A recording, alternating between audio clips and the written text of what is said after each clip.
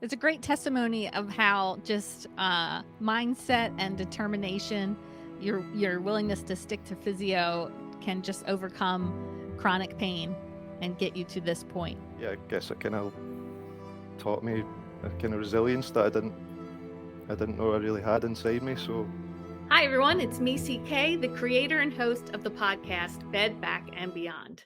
Most likely, if you found my podcast, it's because you've injured your back or neck. I herniated a disc in 2019, and I will never forget the physical and emotional trauma that came with that injury. And that's why I created the Bed, Back, Beyond podcast. I wanted to give a one-stop shop of positive recovery stories from serious neck or back injury to those of you in need. And this is where I would like to ask for your help. If I have been an encouragement to you in any way, would you consider hitting the subscribe or follow button? I would love to get this podcast out there more and in front of the eyes of those who need it. And also, I would love to find people who are willing to share their positive story of recovery from any type of back or neck injury. If you're someone who would like to share your story on the show, head over to bedbackbeyond.com and click share your story. You're listening to Bed, Back, and Beyond, sharing positive stories of recovery from serious back or neck injury. Your host is CK, who is seventh in line to the semi-constitutional monarchy of Liechtenstein. Joining us all the way from Scotland is Andrew, who used perseverance and resilience to overcome his injury without surgery. Hi, Andrew. Thank you so much for joining me on the Bed Back and Beyond podcast. Before we dive into your injury, I'd love just to learn a little bit about you. Do you mind telling us where you're from and what you like to do? yeah, sure. Yeah, my name's Andrew. I'm 35. I'm from Scotland. Um, I'm a very active person. I always have been. So I enjoy sports, particularly football or soccer for the Hmm. Americans out there. I going to the gym as well. Um, yeah, so when the injury happened to me, it drastically changed my life, and I'm glad to share my story now to hopefully give a little bit of hope to people out there that are in a similar situation to the one I was in. Yeah. If you don't mind, I'd like just to read a little bit of what you wrote on the sciatica Hmm. Reddit. Yeah, yeah. You Hmm. you started out saying, "I just wanted to share my journey of recovery from crippling sciatica pain to life being back to normal, pain-free, and resuming all previous activities, so that I might offer a ray of hope to those worrying they may never escape the clutches of this condition." I read that and I was like, "I have to get this man on the podcast because that's what I'm trying to do is offer a ray of hope, because it does feel like you're gonna be stuck like that forever. So why don't you kinda lead us through how your injury started and when it started? So I guess although I was saying I've always been an active person throughout my 20s, particularly, I didn't really look after myself properly.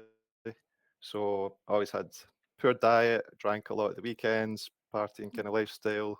Um, and particularly when it came to exercise, I would just continue to exercise through injuries. I would go to the gym, lift weights that were probably too heavy for me. Um, so I think my 20s were probably building up to it. I'm also quite a tall guy, 6'4", so life Uh, isn't really designed for for people this tall. When I go to hotels, I'm constantly bending over. So I think it was probably always going to happen the way I was going. A bout of back pain over the years here and there would come and go, mhm, maybe a few days at a time, a week at a time, but it never caused too much concern. But 2018, I had my first sort of little scare with sciatica, lifting too heavy in the gym. I got home. It didn't happen as I was lifting the weights. It was as I got home. I was lying down for a while, and then when I got up, I got this sort of shooting pains in my leg, and I was like, What is this?" But I ignored it, and eventually it went away. And then I was working, and I moved to Australia for a couple of years doing the sort of backpacking tourist. tourist visa, so you're over there for a year or two. So I was just sort of picking up jobs. So I was working on a farm where I was picking fruit, constantly bending over. Then I was working on construction sites, bending over, picking up sacks of cement or pallets or what have you. And then I got home in 2020 and I was working in warehouse.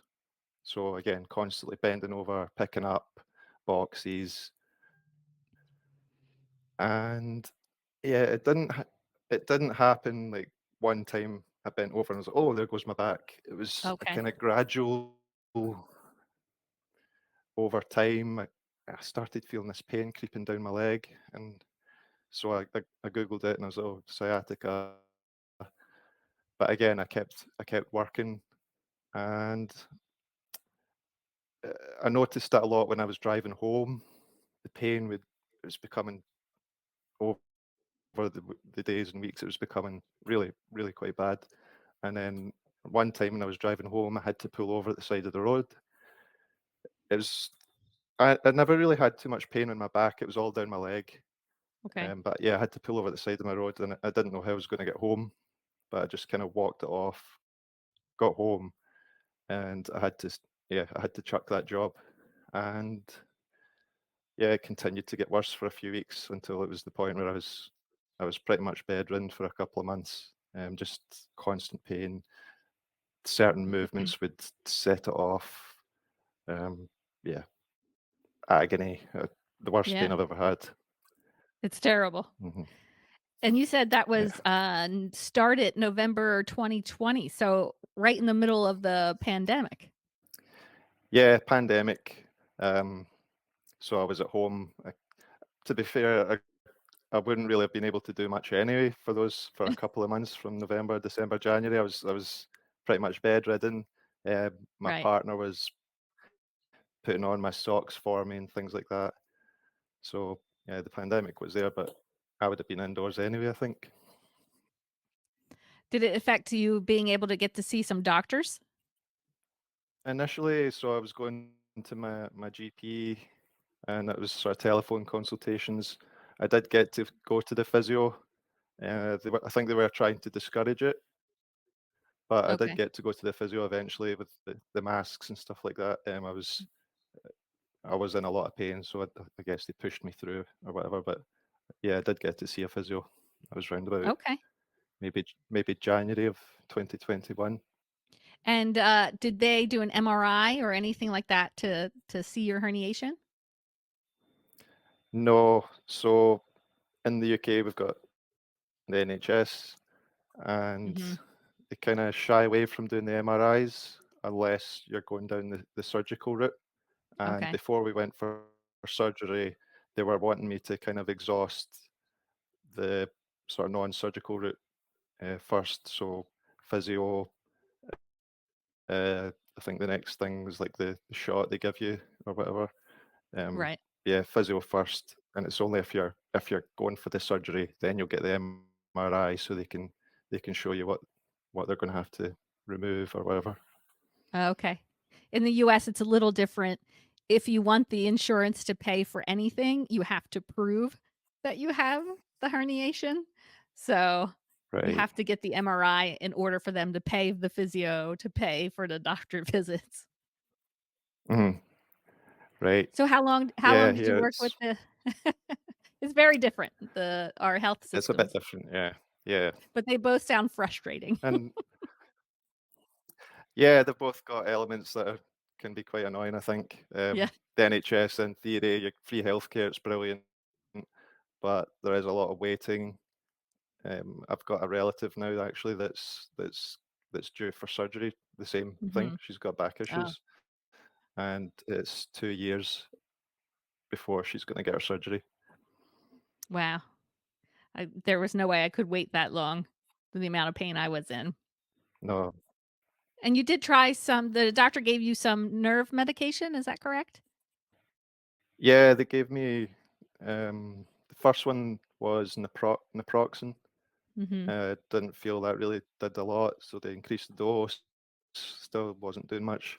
They gave me amitriptyline, Okay. and yeah, that did kind of take the edge off it a little bit. I was still in a lot of pain, Mhm. but that did seem to work a bit. And you wrote in your post that you tried a chiropractor, but didn't see any improvement with that. No, when I went to the chiropractor, it would maybe give me relief for a couple of hours, but then the next day I'd feel an even more pain. So I went 2 or 3 times, and it was the same story every time. They used a kind of massage gun on Mhm. on on my back. They sort of pushed me and adjusted me or whatever they call it, Right. and yeah, maybe for a couple of hours it gave me very minimal relief, and then the next day I felt even worse. So I decided not to continue with that. And the physio I was seeing at the time said she reckons if you're going to go a path, just stick with it. So maybe choose physio or choose chiropractor. It's up to you. But yeah, I went with the physio at that time. And do you know about how long you worked with the physio before you started to see some improvement? The physio, I only saw them 3 or 4 times, and it did improve. Like I was able to get out of my bed and walk, but I was still in a lot of pain. But because I was on a kind of positive trajectory, they said, "Okay, we're going to let you go. Just keep doing what you're doing."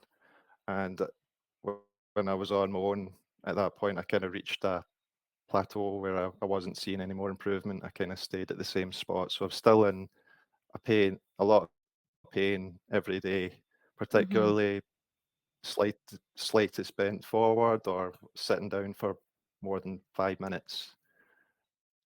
Those were my two main triggers. But yeah, I was in a lot of pain. Yeah, pretty much Yeah, you all day, mentioned every day. in your post you mentioned a flight.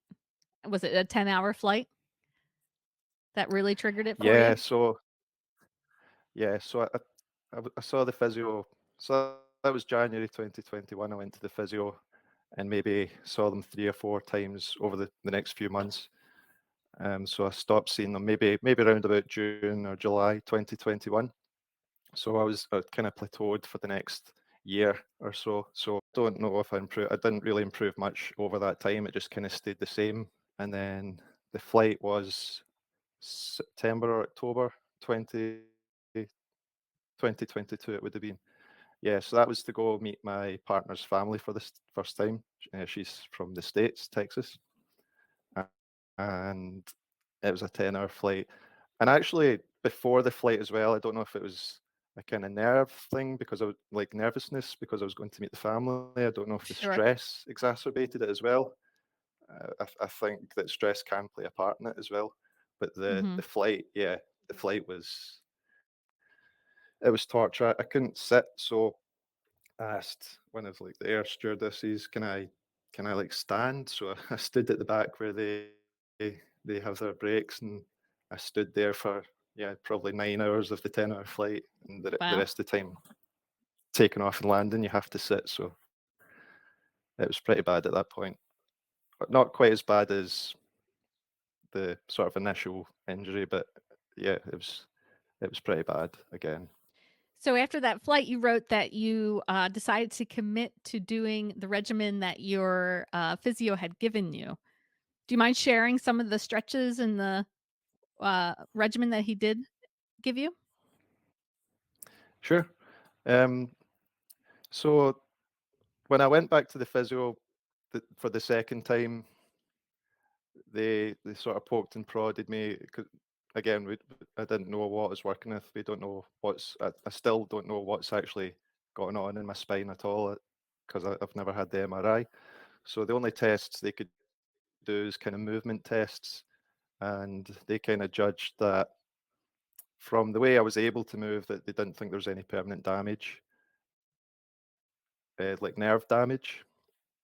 So they thought that because I'd spent like a year or so doing my best not to bend at all, not to sit, that the muscles around my lower back had just really tensed up. So Oh, okay. their theory was start gradually reintroducing the range of motion that you've been avoiding. So Mhm. the stretches are very simple, just forward bends.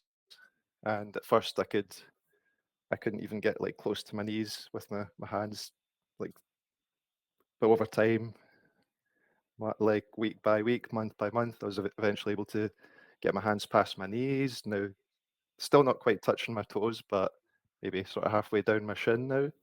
Mhm. Um, just seated bends forward, so just sitting down, just see how far forward you can get. Mhm. Um, what else did we do? He did do made me do when you're lying on your back, you the knee tuck, which I read a lot that people, yeah, kind of don't like that one, and I've dropped that one as well. But also, I've always had a theory as well that my back pain is maybe partially caused by I've always had like tight hips, tight hamstrings. So I've Okay. started stretching those out as well. Just if they, I'm just a layman, I'm not an expert, but just a Sure. wee theory I have is maybe that if I've got tight hips, that's maybe having an effect on my back, a knock-on effect. So Mhm. I've started doing stretches for those as well. So couch stretch, hamstring stretches, and pigeon pose. I've started doing them as well, and I still do those to this day, like once or Okay. twice a week. I was doing them daily, but I'm still doing them twice a week now. Yeah, I mean, it makes sense because your muscles are all supposed to be in balance, and when one Mhm. muscle is out of balance, it kinda can throw off the entire body. Yeah, yeah, that's the theory I'm working off. Yeah. And the one thing I do always like to make clear is like these are the stretches that worked for me. You're gonna have Mhm. to find what works for you. Like we've all got different symptoms. Some people Right. can like they get relief from sitting, whereas for me that was one of the main triggers. Some Mhm. people bending forwards fine. They can't like bend backwards, like extend. I'm the opposite.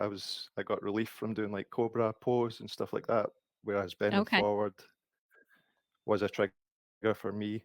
So those are stretches that really work for me. But yeah, I'd always say work with a professional. So the physio I had the second time round was really good.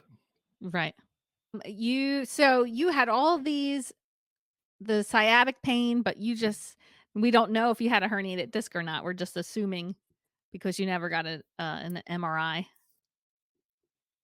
Yeah, so the second physio as well, I forgot to mention this. He at first he was kind of struggling to to restore any range of motion with me, so he sent me to his friend who was a back specialist sort of physio, and he poked and prodded me as well. And he said the symptoms I have are consistent with what his experience of people with herniated discs. But Okay. yeah, as you say, I don't know what's actually what it looks like in my spine, and in some ways, I'm kind of glad that I don't, because I think if I had that image, I might have focused on it and really, yeah, in a negative way. On the forums, I like this is quite bad, but as soon as I see those MRIs, I scroll past them as fast as I can. They give me a wee bit of anxiety. So It's true. The image yeah, of my herniated disc is kinda seared into my brain, mhm. so it makes Yeah, that's not sense. something you're going to forget. Yeah. Right. But you are pain-free today? Have you had a Sorry, I was just gonna ask, if you had, like, do you continue to get MRIs over the years? Do you know what's, like, happened to it? Do you still So get to see, like, an after story or so my surgery, my disc was glued to my spinal cord with scar tissue. Mhm, So when they went in, they could remove a lot of it, but there's still a big chunk of disc that's just stuck to my spinal cord like this. So technically, right, I'm still pinched. And the doctor mhm, didn't really explain that to me right after surgery. So there were times when I had such bad flares that I was 100% convinced that I had reherniated.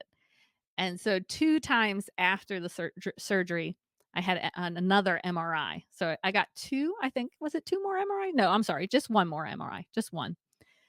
So I now get to see what my herniated disc, what my spine looks like now. So I can see that Mhm. little chunk of tissue is still stuck to my spinal cord. My little buddy, he'll be there always. But the Well, doctor I read did, an interesting. Sorry, on you go.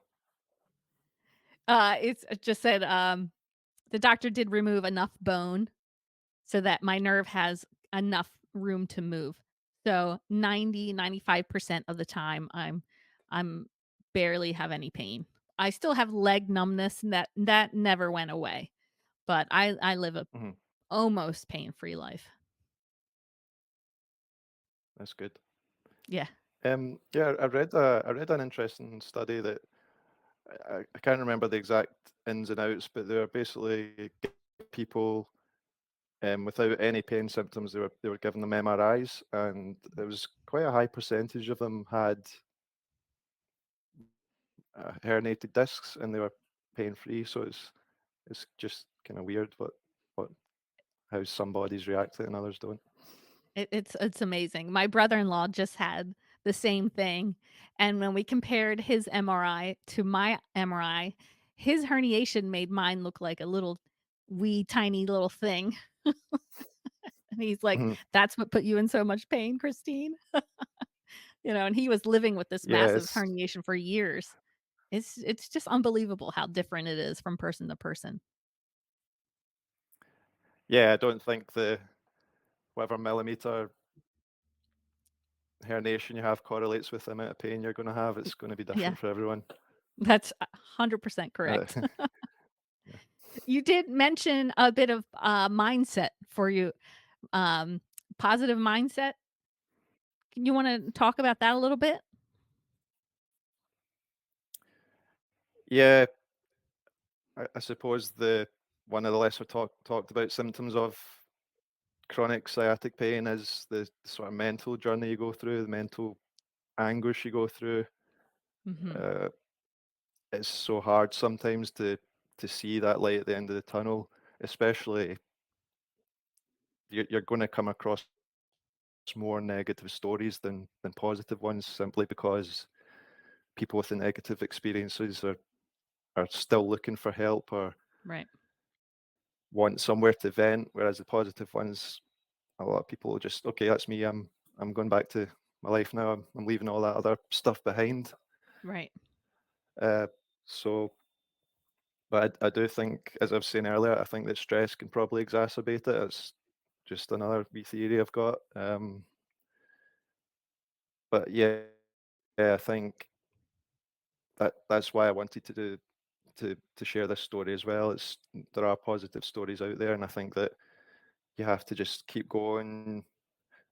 You have to believe that you're going to get better because Mhm. if you do focus on and it's a lot easier said than done, right? Sure. There's days where you're just like, this is going to be me for the rest of my life. Right. Your things that you used to be able to do, you can't do anymore. But yeah, eventually, if you believe, and Yeah. yeah, there's going to be some people. Everyone's different as well. Some people might have to go for the surgery. Some people are going to be able to do it without surgery. Everybody's journey is different. So it took me 3 years. Some people Right. get back after a couple of months. Some might take a bit longer, but yeah, I do think it's important. It's difficult, but you have to kind of believe that you're going to get there. That's great. What's the book you mentioned, The Way Out? The way out, yeah. So that was where I saw that story about the story, this study about the people getting the MRIs that were pain free. So it's kind of the theory that so you get the initial injury and basically wherever the injury occurs, it sends signals up to your brain to say, "Oh, we're in danger here." So your brain sort of creates this pain so that you'll kind of move into a safer position or whatever. But over time, that kind of pattern can get ingrained even after an injury is healed. Your body can Mhm. still send danger signals up to your brain. So it's kind of the book's kind of teaching you ways to train your body that you're safe. So you're kind of reintroducing positions that would have created pain, but now that you're healed, you can slowly recreate those positions, and over time, Mhm. you train your brain to say, "Hey, I'm actually safe," and your brain will stop firing those kind of danger signals. So I don't know. I um, that's kind of what I did with the physio without Mhm. realizing it. Does, is that part of how it helped me as well? I don't know. I Right. think there's definitely something to it. Yeah. Um, I remember the but yeah, I physical think. therapist saying to me at one point, "The brain remembers that it was in pain." So, Mhm, you might be feeling like you're pinched right now or having, a flare, but it could just be the brain remembering the pain. It's like, "That's mhm. crazy." And I, Yeah, go ahead. well, just yeah, it's crazy. The first time I read that, I was like mind blown. But then the more I thought about it, I was like, that kind of makes sense. So, are you back to, doing anything like sports or hobbies? Yeah, my life is pretty much back to normal. I'm back playing football again. Um, back to sitting. I was at an obstacle course a few weeks ago. I live my life kind of, yeah, it's pretty much pain free. If I'm sitting for a long time, I kind of get a tightness in my back. I wouldn't call it a pain. So it's Mhm. just a kind of reminder, get up, walk around. I'm continuing to do stretches as a preventative measure, maybe. Mhm. Yeah, I'm back playing football, lifting at the gym, and going through my day without thinking about it. And that was the first thing I noticed. Really, was it wasn't like, oh, the pain's not there. It was like when I realized, oh, I haven't actually thought about the pain in an hour, and then the next week it'd be, oh, a couple of hours. I haven't thought about the pain. It's not there. It's a great testimony of how just, mindset and determination, your willingness to stick to physio can just overcome chronic pain and get you to this point. Yeah, it's when I look back on it, it was like a crazy journey. Uh, it had such a big effect on my life, and then those around me as well. I put my partner through it as well. She had to give up parts of her life to help me. Yeah. Um, and yeah, I guess it kind of taught me a kind of resilience that I didn't know I really had inside me. So kind of taught me keep going. Yeah. How helpful did you find being part of the sciatica, subreddit community? Um, it was helpful in small doses, I would say, Mhm. because as we mentioned earlier, there's a lot more negative stories on it than positive ones, and it's understandable. People are in pain, they're looking for answers, they're looking for hope. So I would go on now and then. I use the search quite a lot to look for success stories. I was Right. constantly looking for that because I didn't know what kind of recovery was possible. So I did find stories on there that when I was in kind of down in the dumps, that, oh, this guy's got back to doing his sport, or this girl's got back to doing her gymnastics or whatever. Right. So I found it very useful Definitely. in that way, and also just to know that you're not alone. Right. It's because it's a lonely place sometimes, It, and it can be. Yeah. yeah. Well, Andrew, I appreciate you being willing to come on here and just share with the listeners that hard work and determination can get you out of that chronic pain. If you are a listener and you have a positive story of recovery from a serious neck or back injury and you would like to be a part of the podcast, head over to bedbackbeyond.com and click share your story. Thank you again, Andrew. I really appreciate it. Thanks for having me. My pleasure.